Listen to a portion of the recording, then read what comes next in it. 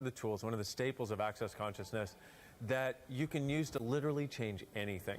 It's right and wrong, good and bad, pod and pock, all nine, shorts, boys, and beyonds. Now, all of those words, I say all that together and your mind kind of goes into gobbledygook, but what it's basically doing is it's like if you look at the wall in the room you're in, it looks solid, right? But science tells us it's not. Science tells us it's 99.999999999% space. It just looks solid. Well, what if the limitations in your life are exactly the same way? And what if you could actually access the space that is within that solidity and walk right through those limitations? That's basically what this is allowing you to do by going back to the point of creation, which is the POC, or the point of destruction, which is the pod, and undoing the limitation from the point of creation, wherever it started in the first place. It's kind of like, imagine you're walking on the road of your life, and you're headed over there, and you're going to get there, darn it. But you have, in the middle of the road of your life, you have this big old tree of limitation that you haven't been able to get around yet. And on the right, there's a big old mountain, and on the left, there's a drop-off cliff to nowhere. What are you going to do? Well, you could come in, and chop it up and make sure to get all the pieces and make sure to try to get all the seeds and everything to make sure it doesn't regrow, except it usually does regrow, as we know, right? Or imagine almost like magic, if you could follow a leaf down a branch, down the trunk, and go back in time to where the seed of limitation started and invite the seed to dissolve, go away, poof, by going back to the point of creation of wherever it was created. What would happen to that tree of limitation? Gone instantly. That's what this clearing statement does. And before you say that's too easy, I used to have the same point of view. I completely understand. And what I've noticed is this transforming lives for thousands of people around the world when they actually use it. So I'm going to give it to you short, or shall I say, let me say it, what's the word? I can't think of it. Oh, I'm going to say it slowly for you right now, okay? Right and wrong, good and bad, pod and pock, all nine, shorts, boys, and beyond. So here we go. Right and wrong, good and bad. Stand for your judgments, good and bad, about what we're letting go of. And the weird part is, when we judge something as bad, that's actually less limiting oftentimes than when we judge something as good, because when we judge it as bad, at least then we're willing to change it. When we judge something as good, we won't let it change because finally we got something right. So we undo the judgments, good and bad. Right and wrong, good and bad, POC and pod stands for POC is the point of creation, pod is the point of destruction that you're going back in time to undo that seed. Everything else is sort of an addition to that to make sure that that seed stays gone and doesn't ever come back. So we have right and wrong, good and bad, POC and pod, all nine. 9 stands for 9 layers of this clearing statement. And I was part of developing these 9 layers, and I don't even remember what they are. So you don't have to either, but basically it's like this. We're looking to get the biggest scoop of poop for every time we do this clearing statement, because we know one day we're going to find the pony called you under there somewhere.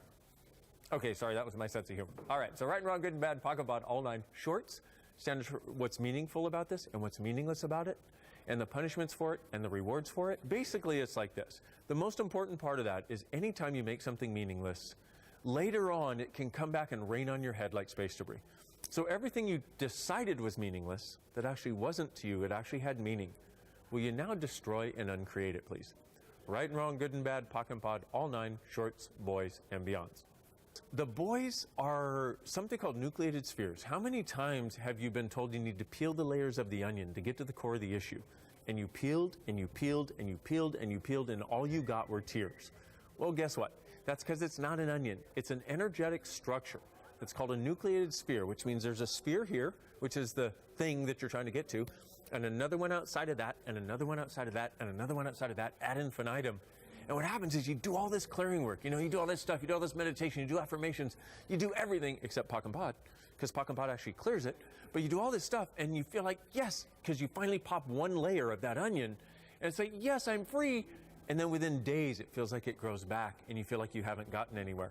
That's because it's not an onion, it's this nucleated sphere.